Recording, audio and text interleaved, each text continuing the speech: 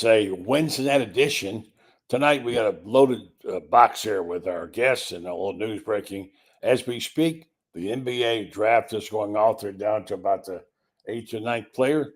We'll keep you up to speed on that. Right off the bat, we're going to have our friend Steve Russell on to catch up on some baseball and some recruiting stuff. And then Tony Barnhart, Mr. College Football, on his way with us to talk about the upcoming season. It's getting closer and closer. Things are happening, and I will get Tony's take on the landscape of the SEC, who's got what and when and where, all coming your way. And then Franz Beard will join us later on to catch us up on the draft. And then our friend Carlton Reese has some insights to what's going on in the world of Gators, all coming your way right here tonight on the Buddy Martin Show. Stay tuned and tell your friends and neighbors to come join us on the Buddy Martin Show. Yes, it's time again for Buddy Martin. Call him up and tell him what you're thinking. But be kind because he's doing the best he can. Better, stronger, faster. Mama says that alligators are ornery because they got all them teeth but no toothbrush. Hey, what if the voice calls while you're gone? Take a message. Bye. You ready, champ? I'm ready for this my whole life. I'm incapable of small talk. But that's why you love me, right? Kind of intimidating to be in the presence of so many great athletes.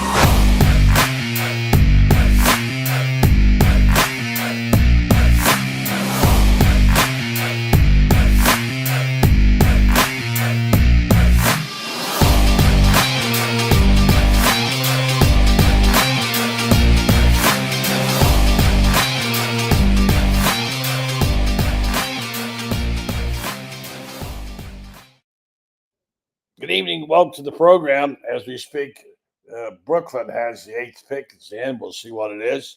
Keep you up on that. Long way to go for Walter Clayton gets picked. At least 10 or 12, maybe more. We'll see. Keep you up to date. Franz Beard will join us a little bit later on. Talk about that. Meanwhile, we have a lot of catching up to do. Baseball. Florida signed another really top-notch player today. And nobody knows more about the game of baseball than this guy, Steve Russell. He'll be with us. Well, let's just go get Steve right now. See how he's doing. We haven't talked to him for a while. And Steve Russell is the voice you hear when it comes to baseball. I love this. Oh, Grandpa, the man, the myth, the legend. There you go. That's my kind of shirt, Grandpa. Yeah, Grandpa twice, and really glad to be that. You seem like you're really enjoying this stage of your life, Steve. Yeah, I mean, yeah. I hope you got to do what you got to do. Enjoying doing the podcast, and then come fall, buddy, we'll see what happens with things. But yeah, I am. It's nice to have a little time off. I'm gonna take the month of July off. Wow. My mom is 95 years young. Oh wow! I'm gonna go up and see her. So I heard her call you on the show. Yeah, she did. She you was were the last. You were She was the tearing last up, caller. man. Yeah, I had no idea she was going to call, and that was pretty special. Talk about your mom for a second. She's 95, lives in New England. Lives in New York, the town that I graduated from. She's still there. Where is Has that? been Middletown, New York. Middletown. Okay. Lived there all her life. My aunt, her sister, is 96 years old.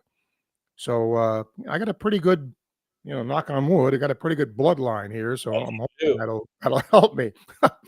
Good stock right there. Yeah. Yeah. For sure. Well, hey, I'm right there with her. So I'm, I know what that's about. So we're just blessed every day to get up or out of the bed and put your feet on the floor and have something meaningful to do. No doubt. That you love and loves you, children, grandchildren, what have you, all a blessing. And we get to work, Steve. We get to go to the ball yard and talking right about sports, and they pay us to do it. Amazing, huh? It is amazing, isn't it, buddy? What a concept, yeah. Yes. I don't know. You probably know this. The news tonight was that the Gators, who had their moments in recent weeks, we'll talk about some of those, got a big pickup tonight, a solid flip, they said. Rivers Curlin, brother of Cade, and a pitcher. He committed to FSU. Now, according to Max Preps, He went 7 on 83 innings pitched, .42 ERA, 118 strikeouts, and a 141 opponent batting average. Sounds to me like Sully's getting some ball players. Somebody I talked to, buddy, within the baseball program, I asked him and I said, how you doing in the portal? And he said, we're killing it. Yeah. Now, I don't know many schools that are going to say we suck when it comes to the portal, but they're genuinely happy, with the talent they've gotten so far, Carlton being the latest one. And look, you don't ever know how that's going to turn out, but Bobby Bozer certainly turned out well, who came, to Florida from USF. And Florida really didn't lose great talent that left the team. Phil Potts, a guy who was going to be Florida's closer at the start of the year, and he just didn't pan out. He ends up going to South Carolina. But I think overall, if you take the additions Florida's had based on the subtractions Florida's had, I think Florida's in good shape. Yeah, and they picked up a portal player out of Jacksonville. Yep. Must be pretty good. Yeah, Bastion, very base stealer, good hitter, good defender. So, that they know talent, buddy. I don't think anybody can argue that, given the success that Sully's had. Now, does it translate? Does it always work? No. But again, on paper, they needed some pitching. They strengthened their pitching, getting Reese from Notre Dame and the kid from UCF and Carlton. So they knew that was going to be something they had to go get. They did. It seems like they've met their needs. They also went after some catchers. Yes. I wonder, given how the season ended, disappointingly somewhat, if there's some message there about the catchers. Well, I mean, Heyman and Donay could both leave, and I suspect they both will leave. They could return, but I don't see that. And, buddy, I just think, being around the team and being with them all year long, when they expended so much energy to get from that 1-11 hole to get to where they were. I just think by the time the regional came around, they were just out of gas. The injuries, I think, caught up to them. And give, Coastal Carolina credit for winning their own regional and doing a nice job and getting to Omaha. And that's not making an excuse. That's what my eyes showed me, that I thought Florida had kind of run out of gas a little bit. Well, you wonder about the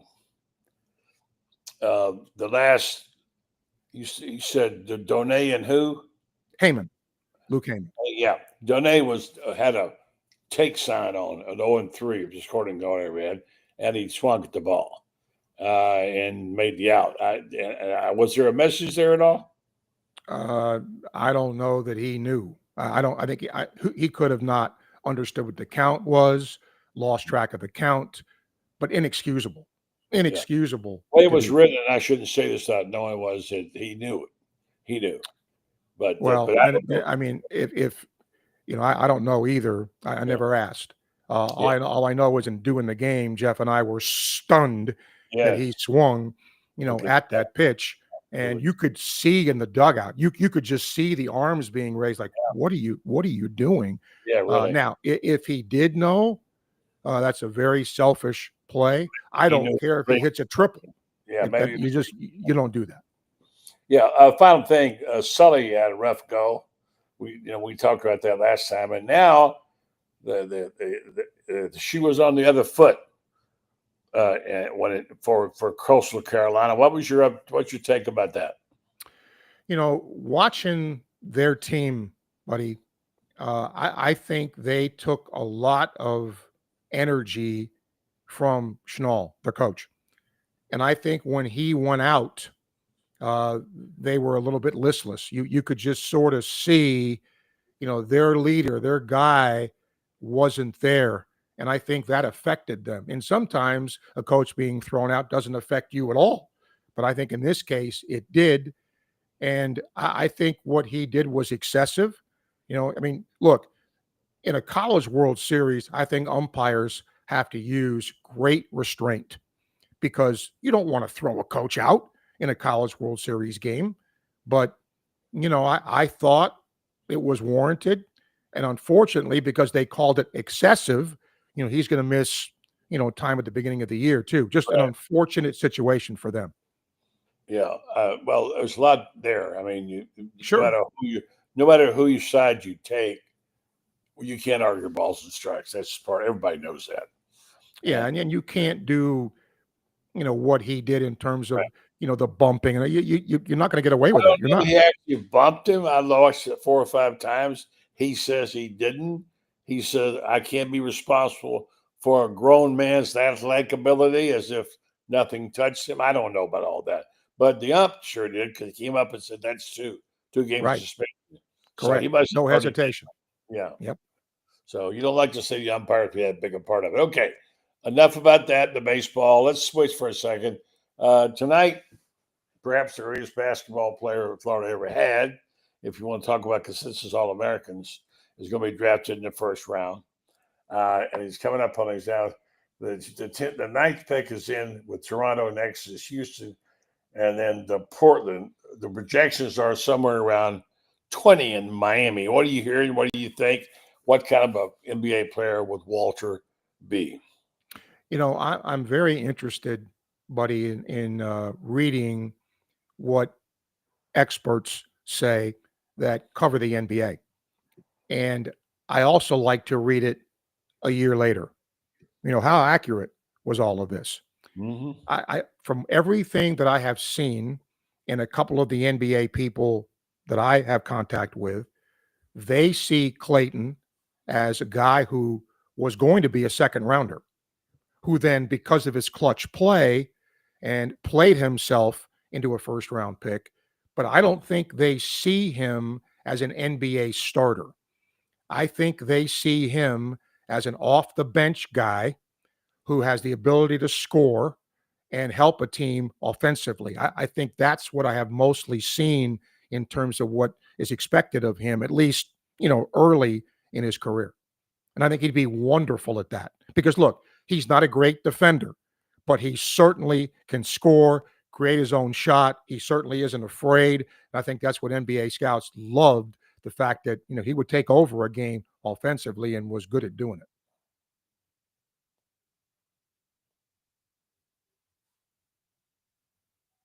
Sorry about that. Lost you. Yeah, we're waiting on Tony Barnhart to join us just a moment. Yeah, and I know. Let me get your take on a couple of football things while we're going here. Mm-hmm. Boy, what a great month from all. I don't know about recruiting, but what I'm reading, hearing, talking, what a great month Billy Napier had in recruiting. I mean, they killed it. And this is for 2006 now, folks. Remember, we still got to put a team on the field this year in 2005 and make it run. But it looks like if you want momentum, and you certainly need it at this point in time, they suddenly appeared in the top 15 in recruiting from nowhere. They had basically had 2 players. It feels like he found something, and things have certainly been going his way. What do you think about that, Steve? Well, think about 2025, right? They sort of had a late surge there too, ended up having a really good class, and it's kind of similar, here now. And, look, everybody likes making predictions, and that's what we all like to do, especially this time of the year. If you saw the ESPN computer projection for Florida this year, it wasn't very good for Florida. And if that does happen, that will not make Gator fans happy. But look, those are on paper. They don't mean anything. I think Florida's schedule's tough, but I don't think it's as tough as last year. I think Florida's better than they were a year ago. If you assume Lagway stays healthy, he's healthy for a full year. The offensive line is going to be, again, staying healthy. Their starting 5 is going to be damn good. I mean, really good. And defensively up front, I like what they've got as well. So they've got a chance, but I don't care what team it is, you got to stay healthy. That's got to be part of it too. But they did great in terms of their late recruiting here, no doubt about it. We'll see what this guy says about it too. He's been following that kind of close, and I don't. This is really hard to read, these projections. Who knows? This guy here reads the tea leaves all the time. Hello, Steve Russell, Tony Barnhart. Yeah, Tony. Oh, it's my good friend Steve Russell. Haven't seen you in a while. I know it. How are you, man? I am well. I'm a grandfather just like you. Yes. Don't you love it? It's the best You're job in the world. you're also Yeah, it is. just and a myth and a legend like him too. Just That's right. You may, I may have to like copyright this or something. My son Yeah. gave me this Great. when my grandson was born. So yeah, that's actually it. And I get cut. I was in the store the other day. I really like that shirt, man. So who knows? Maybe Yeah, there's something going here. no. Every grandpa ought to have. We need to have one of those, Tony. We do. Absolutely. I'm finding the mail. We're just talking about recruiting and what I know, Tony. We discussed how hard it is to read the tea leaves, but it seems like something is happening in Gainesville. By any way you count it, Steve, if you go back and look, they had 11 guys in June. They put in there. They got a number of players that were desired by top teams in the country. They suddenly have somebody's picked up something. I've heard the comments of some of the players who went there. There's more on the way. A very good friend of mine who's been on the inside of things there, not a coach, says, and he's been to some of the recruiting meetings and some of the players. He said it's just getting started now. There's a lot more to come.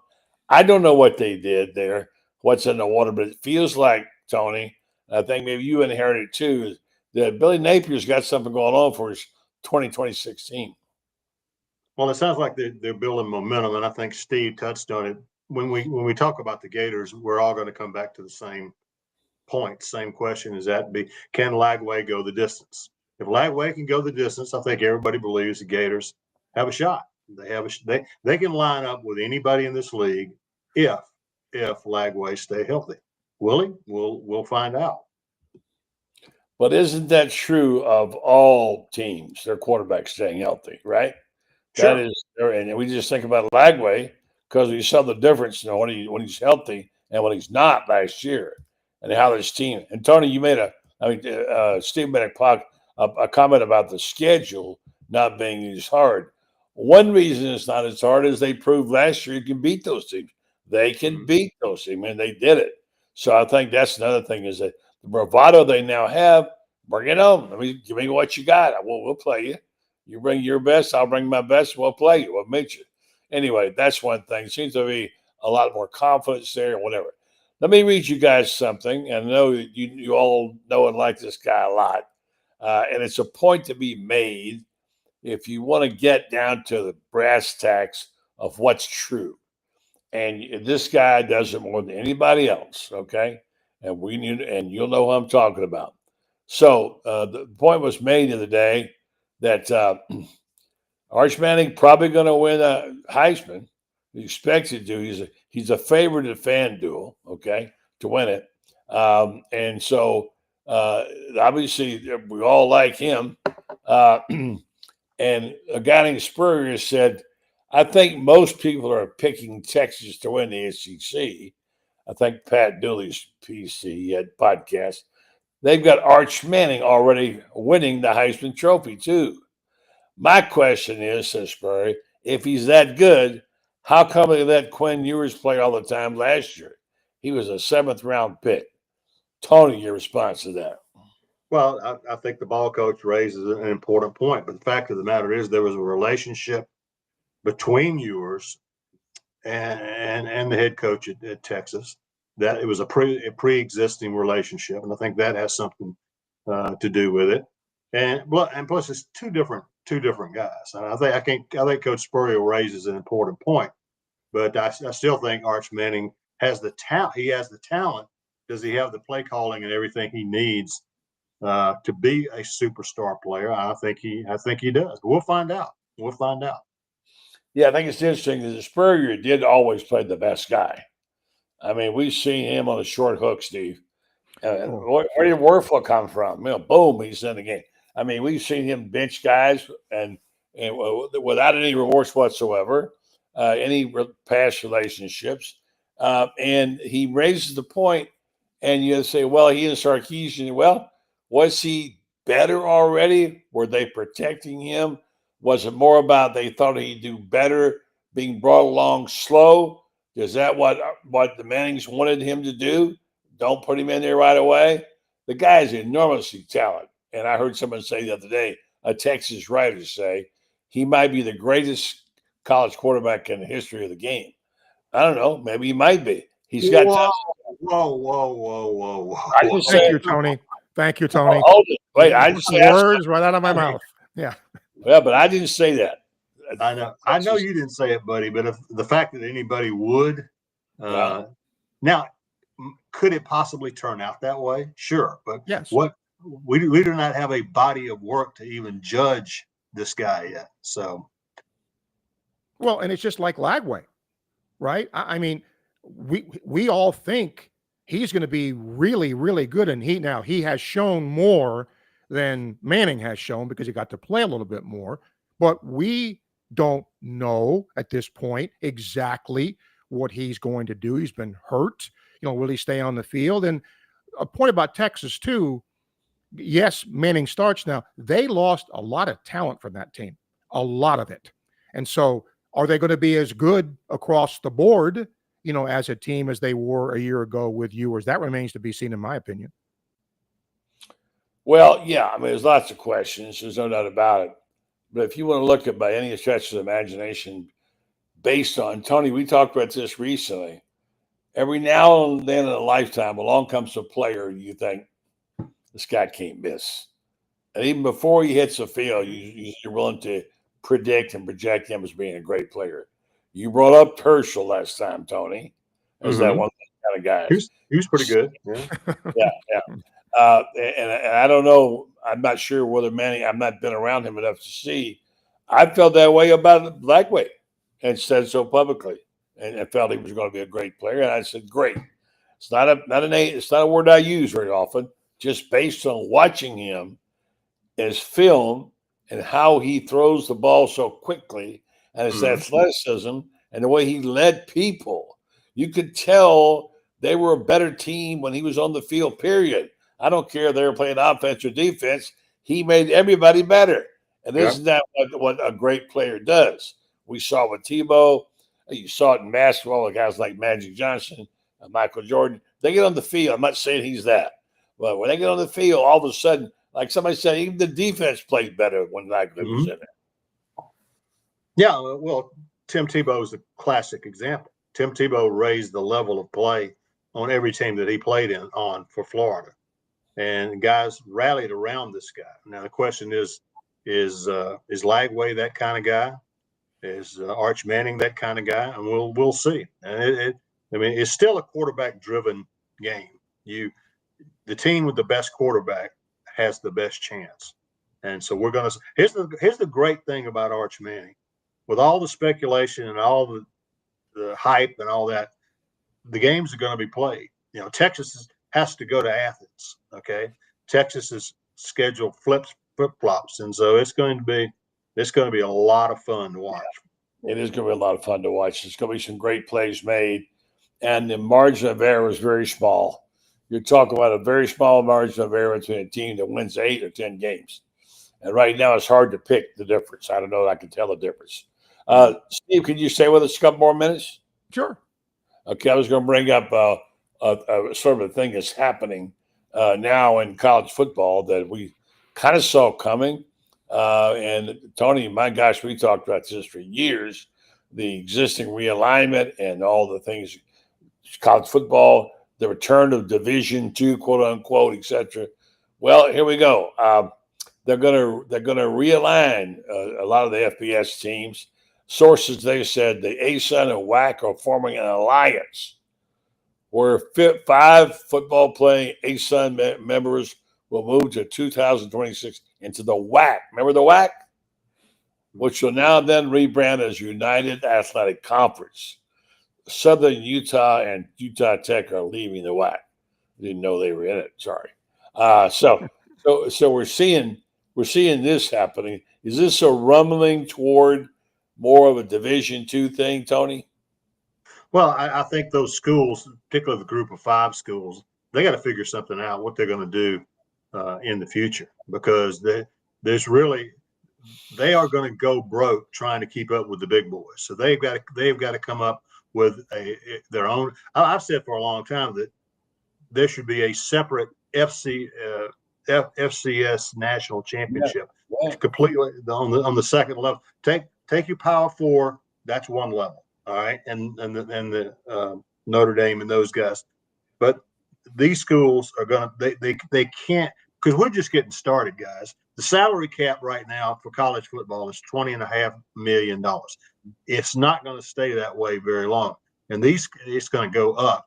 And these schools that are not in the Power 4, they simply don't have the resources. They'll go broke trying to keep up with them.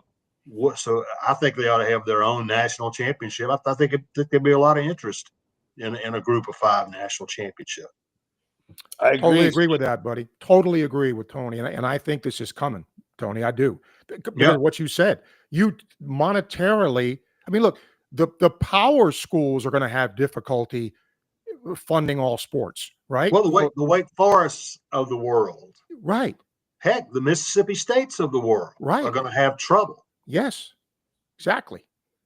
You know, Mississippi State gets propped up by SEC money, and that has a whole lot to do with it. But you're right, buddy. There's going to be a lot of change coming down the road because the stakes are going to be so high. Schools will simply not be able to keep up. Well, I mean, look at what's happening to the coffers. People are broke. They are broke. What are they going to do? I heard someone say today that one of these schools might take the money and then drop football. You know, I guess you could do that. Like someone brought up UMass. They'd be willing to drop football and, you know, take the money. And I guess you could do that, right, Tony? Play basketball. Yeah, take the money. So you have to what's going to be interesting is watching what happens in the Big East as the Big East takes the money and puts it all into men's basketball. UConn, and they have football, but you know where that money is going to go, right? Yeah. It's kind of Darwin, survival of the fittest in a way.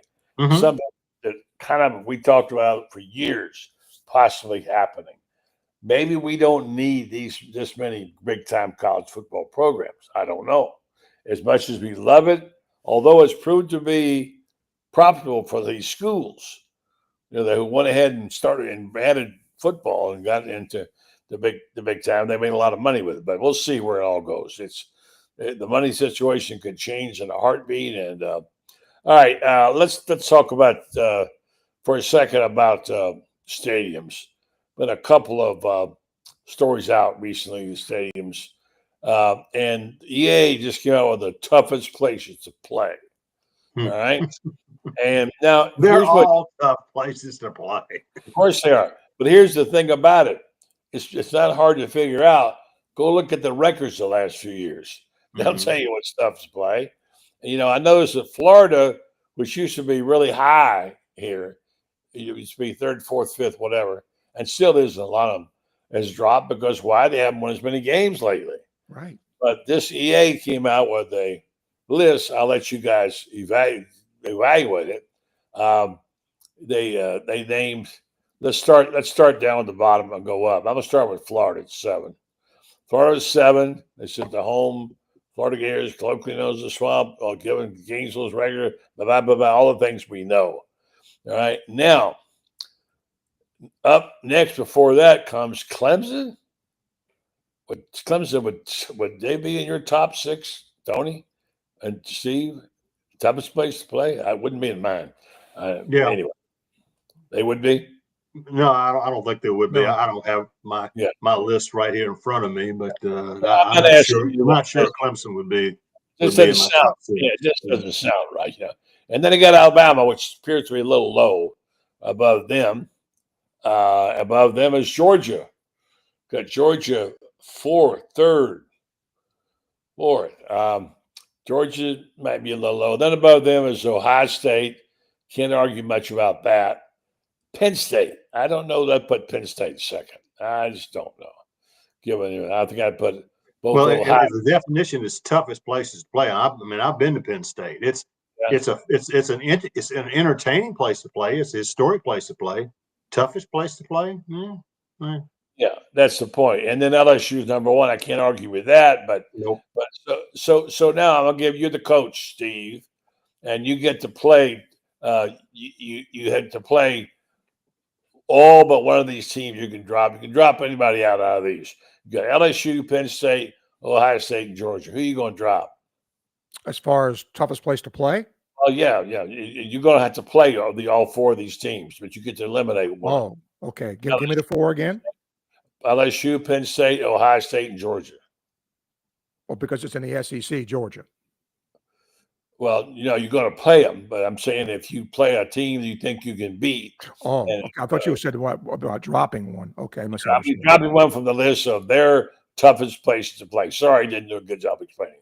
LSU, Penn State, Ohio State, and Georgia. I'm still confused. Tony, help me. Well, I assume that you're picking. There are four teams. You got to play all of them at one. You get to pick which one you don't have to play. That's correct. Yeah, for me, that's LSU. Okay. I don't want to go to Baton Rouge on a Saturday. If we play at 11 o'clock in the morning in Baton Rouge, hey, I'm good with that. Nighttime in Baton Rouge, no sir. Yeah. Okay. I didn't say it very well. Which one of these four teams doesn't belong in here? LSU, Penn State, Ohio State, or Georgia for toughest places to play. Oh, okay. Now, well, I agree with Tony. Penn State. If you're putting it that way, I would say Penn State. There's a lot of people. There's 100,000 people, isn't it, Tony? It's tough. Yeah, it's tougher to play at Georgia, at LSU, yes, at Ohio State. It's tougher to play in all those places than it is Penn State. Yes, I agree. And a lot of people pick Kyle Field because of the amount of people. I don't think Kyle Field is anywhere close to some of those other places. I mean, so they get a lot of people. It's colorful and all that, but I don't think it's as tough as any of these schools are. And in my opinion, Kyle Field is colorful, but doesn't belong among the elite in terms of places to play. And of course, they got a lot of money, buddy. They got a lot of money. A lot of money, get a lot of people. Therefore, put them up there, right? Do you see Florida returning to that list again someday, guys? Sure. Absolutely. It's cyclical. Sure. I mean, nobody stays on top forever, right? And now that the greatest of all time is gone, it's wide open. Yep. Yeah. I agree with you on that. All right. I've got here before me an impossible task, but that's why I got you guys. The way too early Heisman Trophy vote. And with the odds, and it has changed a little bit. I don't know a lot about some of these players, and this is not just SEC. So I would say I'll read out this list, and you guys tell me who. I'm going to leave Arch Manning off the list, okay? I'm leaving them all right? Heisman Trophy, way too early candidates, all right? Next in line, Garrett Nussmeier. Some people don't think he belongs in that list. I don't know why, but she's the second favorite betting. He's got an NFL arm. He's a coach's son. He's got everything you need. Yeah, but the Gator fans have said we sacked him 8 times last year. But anyway, that's another story. They're better this year on that. Here's a guy that's getting a lot of run, Cade Klubnik. Yep. Clemson's quarterback. You guys got a thought on that? Kid from Texas, a lot of talent. Started slow in his career, but has gotten better as they are. I talked to a number of Clemson folks. They are expecting him to have a monster year. He's getting a lot of play, Steve. People talk about Klubnik, and I can't speak to it that well. I've not seen that much on him. What are your thoughts? He was better last year, but Tony's right. He started out very slowly, and there was some doubt about, is he going to live up to, the hype that he had? But I agree. I think Clemson's got itself back, to where Clemson has been. I think he's going to have a big year too. Yeah, he seems to be getting a lot of play. All right, a couple more here. I'm going to bring in, I think, Franz. We're still waiting on the pick. They're now the 12th pick is in. They picked the French player. And so we got probably another 6 or 7 to go before Walter Clayton is going to get picked. All right, a couple more. After Klubnik, you get Jeremiah Smith, non-quarterback, Julian Sayin. I'm not familiar with that, man. Drew Aller. And then you get Lanoris Sellers and DJ Lagway. Anybody want to jump in there? Well, I think Lagway is as talented as anybody on that list that you mentioned. Does he end up having a big year? The Aller at Penn State, okay. He's okay. He's not a great quarterback, but he's okay. He'll be surrounded by talented folks. But I'm just not sold on Penn State. Good, not great. So part of Aller's problem has been not great wide receivers there. He's not had, Ohio State has had great receivers to throw to. He hasn't had nearly that talent at wide receiver. That's part of it. But I'm with Tony here. I think Aller's good. I don't know that he's Heisman Trophy good. Lenore Sellers is the guy's getting a lot of run. He's really good. Leave. Tony, how are we going to verify that he got $8 million offer to leave? I have no idea. Come on. What? Just in the interest of full disclosure, I don't even talk about the NIL. Okay. Yeah. There's no point. The money can't be true. Even if it is true, when they start playing the game, guys, nobody's going to care where the money comes from. Nobody's going to care how much anybody's getting paid. They're going to be paying attention to the games. For now, this is all we've got to talk about, and it's if he got $8 million, my reaction is good for him. Yep. Well, you're going to like this, Tony and Steve. His daddy told him, I love what his daddy said. Sellers' dad said, you don't need $18 million right now in your life, or $8 million. You don't need it. Which, of course, is true. Yeah. I'm not sure I can tell my son that if he got offered $8 million, I said, commissioner for old Pops here, maybe I will. Excuse me, but somebody needs to go talk to Nico's dad, see how that all worked out. So. Yeah, for sure. Good point. It's hard, guys. I'm gonna bring Carlton in here for this too. It's hard to quantify these things. I mean, Steve, we used to be able to go to practice, watch guys play, look at the stat sheet, talk to his coach, and figure out what was going on. We had so much information here that we don't know what to believe anymore. Steve? Yeah, and that's look, we're all going to sound like we're 100 years old, the way it used to be in the good old days. But it's true. You had so much more access to players and coaches, more information. You guys I wasn't a writer, but you guys remember the Sky Riders tour. Remember that? You used to go on those things and sit in the coach's room and smoke a cigar and have a drink and talk football. I mean, those days are forever gone. And it's kind of sad, really, because you don't get the same information. You don't get the same insight that you used to get. But hey, there's no sense lamenting that because those days are gone. They are, but it still doesn't mean it can't be the standard, right? I mean, can it still be the standard? I mean, I don't know, Tony. You're pretty good about you figure out what's important to you and you stick with it. And I respect people who say, I don't follow recruiting at all. But I feel like as a reporter, I got to kind of make an effort to find out something about it, to understand something about it, and I don't feel comfortable. It's sort of a 1980s thinking of, well, we don't follow recruiting because they don't wind up coming here. That's not true. And the transfer portal has changed things the way free agency changed baseball. May not like it or to admit it, but you can't just say, I'm not going to talk about it and just drop it. Don't you have to at least comment about it, Carlton? Yeah, buddy, I hate to admit this, but while y'all were talking, I was sitting there having a text conversation with my daughter who's in D.C., and she said she saw DJ Lagway with a bunch of guys in the Senate building today. So I was like, wait a minute, I'm about to go on a show. What is this all about? So I didn't hear what I know you're talking about recruiting. What's the question again, buddy? I'm sorry. It's really okay. It's really not even that irrelevant. You just how much do you talk about it? By the way, the draft's going on. The pick is in for Atlanta at 13.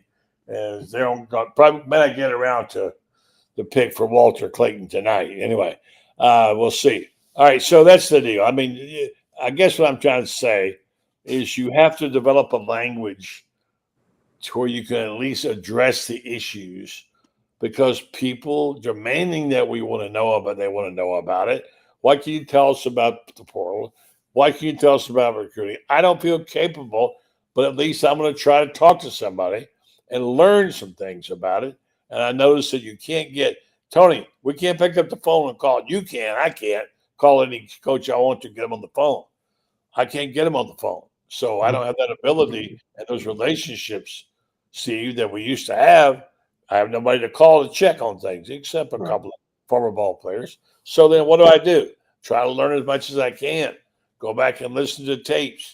Jaluk is a guy I found fascinating, doing a study the last couple of days. And just by going back and reading what's already out there, these interviews online, learning more about who he is, how he handles his players, his technique. I thought he was a fascinating guy. Anyway, my point is, I guess I'm just sort of struggling. How do we write, report, and talk about things that we don't even know about? You asking me again? I'm asking all of you. Who wants to go? I mean, it's almost like medicine now, where you got to go see a specialist for just about everything now. That's how I look at journalism. You've got to talk to a recruiting guru out there to really get what information you need. I'm more of a general practitioner, so I'm kind of looking at big pictures and things like that. So I think that's kind of where we are. Well, Steve, we talked tonight about Florida on this kid. Florida signed a pitcher. His brother's on the team tonight. He's a guy that's not playing yet. And you can't use the argument, let's wait till they show up. I'll talk about it. It's too late then. And things are not as you don't have to worry about them being able to change teams next week. They can't do it now. If they do, they can't play. So there are some guidelines. How do you judge that in terms of when you're evaluating baseball, Steve? You follow it closely. I'm kind of old school when it comes to this because, look, you have to follow recruiting and you have to know, who Florida's getting or who they missed out on. But, buddy, in the end, what that guy's ranked, what he did previously at a different school doesn't mean a damn thing. Doesn't mean anything because they could come here and not do as well. Right. Or if a guy comes here and he wasn't a top prospect, but all of a sudden he gets to play and he's really good.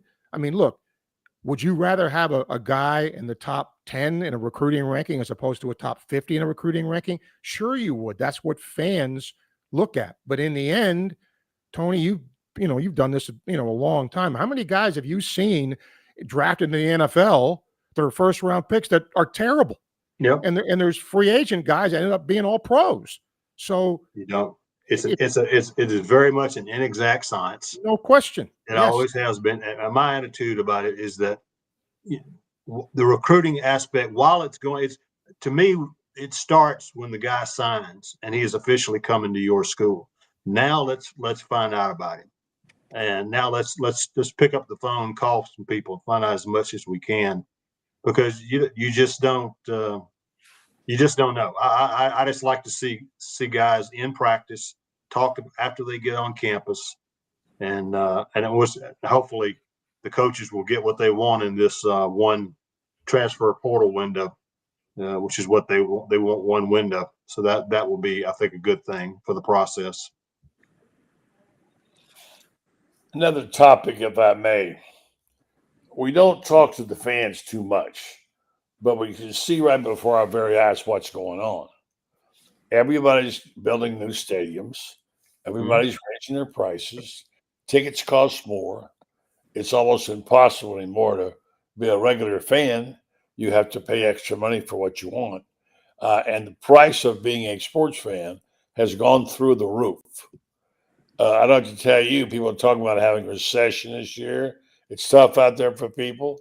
The question is what about the high cost of being a fan?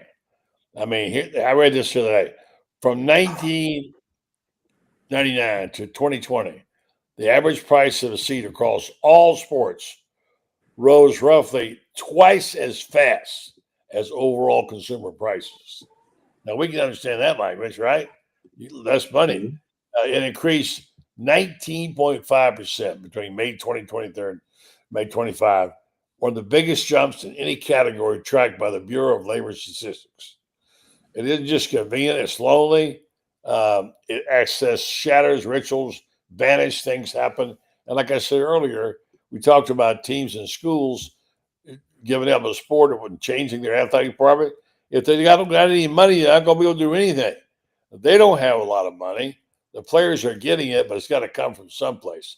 So what about the voices of reason and sanity regarding the high cost of sports? Steve, start with you. Me, I'm sorry.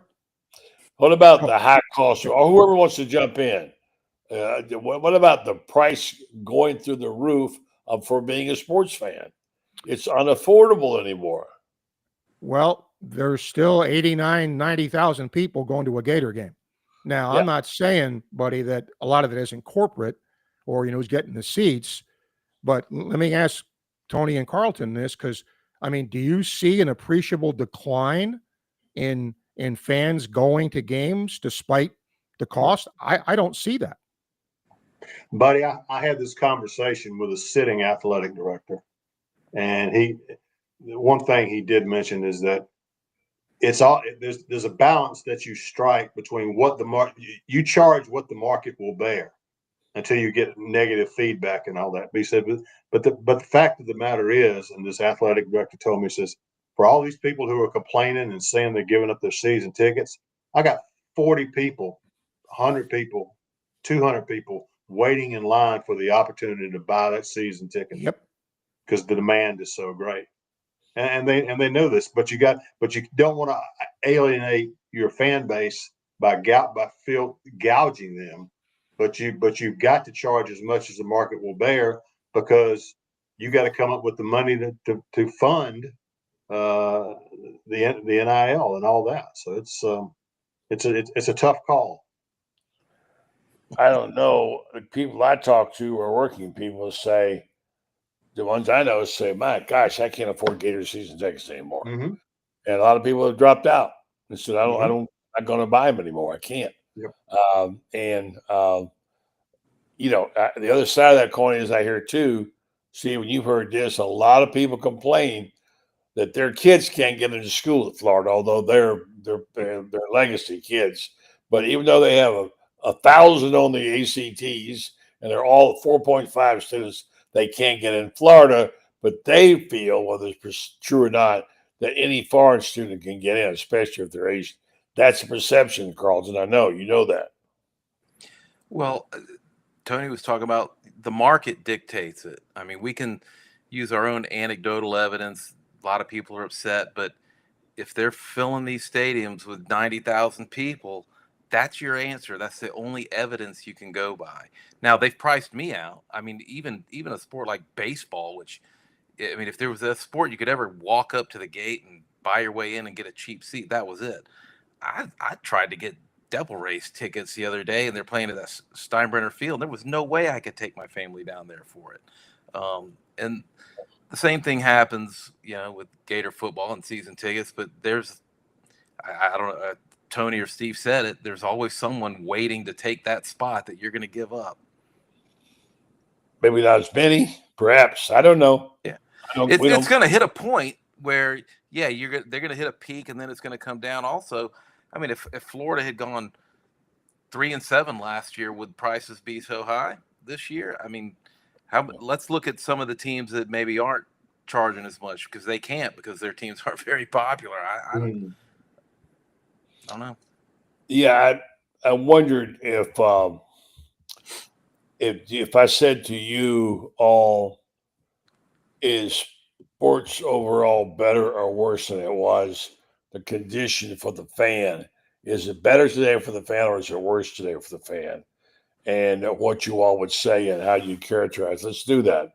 Is it better today for the fan, or was it better back in the day when you could buy a ticket, Tony? Yeah.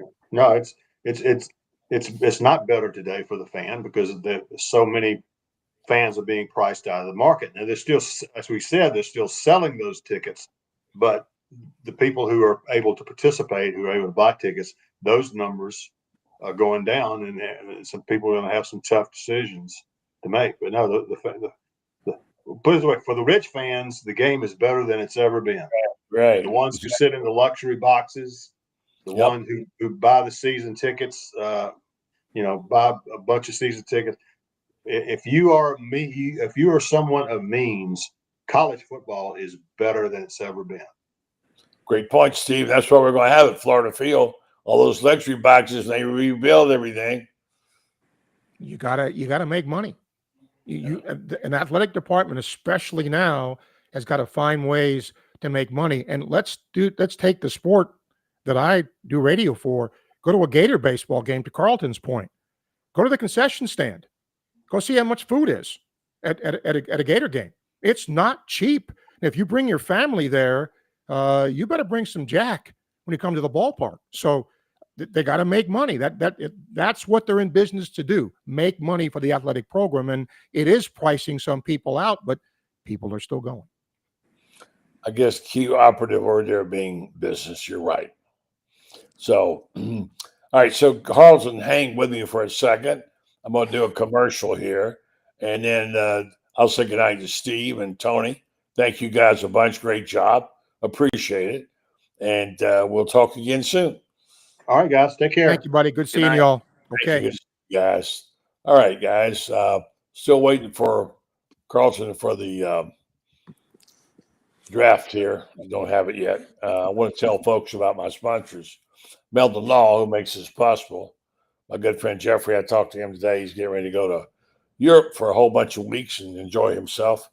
And Meldon Law, of course, they do a fine job in their business. They're wonderful Gator fans. The only official law firm for the University of Florida, Meldon Law. They have 4 locations to serve you, one of them being Ocala, right there on the Pine Street. Of course, then out in Gainesville, Wilson, and Lake City. Meldon Law, they have offices there. Very adding lawyers all the time. They do a fine job. They're very conscientious about what they do and how they do it. And as they like to say, they won't back down. Meldon Law, go check them out. All right, Carlton and Reese, we haven't talked in a while. You're purportedly working on a book. We got about 5 minutes to talk about it. This book supposedly that Franz Beard is working on. He's waiting on Franz now because he's covering the draft. Supposedly he is working on it. He's definitely working on it. And I mean, a lot of what is going in it, he's already written and kind of tweaked and massaged to kind of update it. His basically recounting what was one of the 3 greatest years in University of Florida basketball history. So some of it might even be the greatest because the expectations weren't there like they were in 06 and 07, especially the 07. And so it's basically Fran's personal journey through that season, and we all ride along with him and enjoy that ride for a second time. We read it now knowing how it's going to end, but at the time we didn't know how it's going to end. And Franz does a good job of getting us back into that mindset of what it felt like to have those doubts. Can this team make a Final Four? How are we? Much less a national championship. We didn't know they were going to win the title.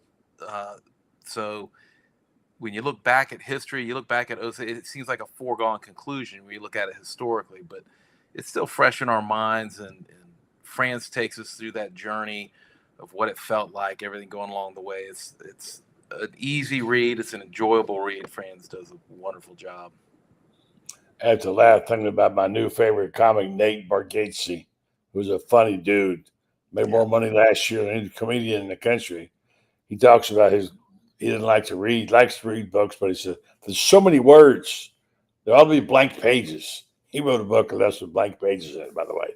And he said, he says, I don't know anything about history. I read a historical book. I sit on the edge of my chair waiting to find out what happened. So it reminded me of Franz's book. You know what happens, but you may still be sitting on the edge of your chair reading all about this great basketball season, huh? Yeah, there are great movies that I've seen 50 times, but I can still watch Jaws again just to get to the scene where Robert Shaw's talking about the Indianapolis, and I enjoy it as much every time I see it. We're going to pop this guy on for 2 minutes. And there he is right there. He's waiting. Right. As we have exactly 3 minutes to talk about the draft, where it is, how far away is Walter Clayton? I expect he's going to go somewhere between, say, 16 and 21. there's some teams out there that really he's a good fit for a lot of teams. Bad fit for some others. I mean, I'm looking at Utah today goes for Ace Bailey, which would a lot of mocks had Walter going to Utah. I think picking Ace Bailey probably eliminates him there. Miami's got a lot of shooters. I don't think he's a good fit in Miami. To be honest, and I really don't think he's a great fit in Orlando either. But there are teams out there that he would fit quite well to play with. I'd love, goodness, uh, I as much as I'd love to see him in either Miami or Orlando because we'd see more of him here. Um, I just don't know. But the Magic have confounded us for years and always made the bad.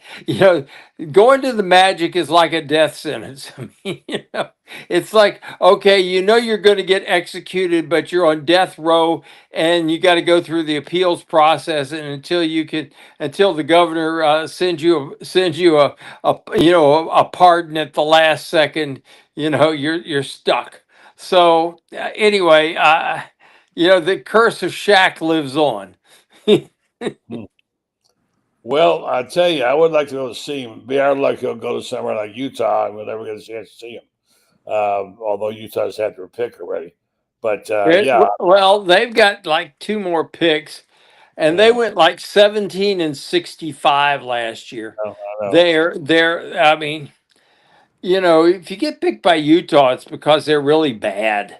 I'm talking about time zone difference is what I'm concerned about. Well, I know, but even so, I mean, goodness, that you talk about a death sentence going out to a 17 and 65 team.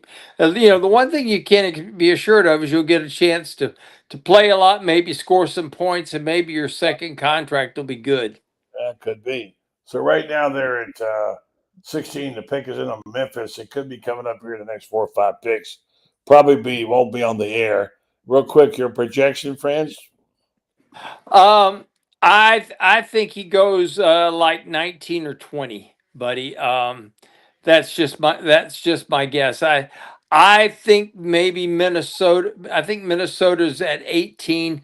That would be a really good landing spot for him to be there with Minnesota at 18. I hope he doesn't go to Washington. That's a graveyard for everything. I think 18 at Minnesota would be a really good place for him to land. Okay. Carlton, you got it real quick. We got 20 seconds.